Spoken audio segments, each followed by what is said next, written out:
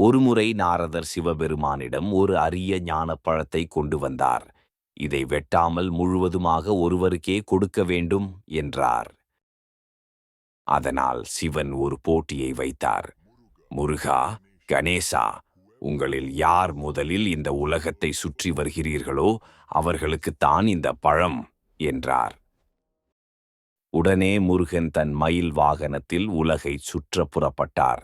ஆனால் விநாயகர் தன் பெற்றோரான சிவன் மற்றும் பார்வதியை 3 முறை வலம் வந்தார். ஏன் இப்படி செய்தாய் என்று சிவன் கேட்க, ஏன் இதை செய்தாய்? என் பெற்றோரே எனக்கு உலகம் என் என்று பெற்றோர்களே விநாயகர் என் கூறினார். உலகம்.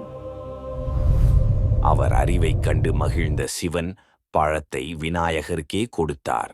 உலகை சுற்றி வந்த முருகன் இதை அறிந்து கோபம் கொண்டார்.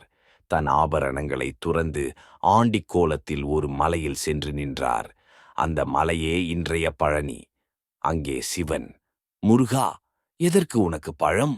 பழம் நீயே ஞானத்தின் வடிவம் என்று அவரை சமாதானம் செய்தார்.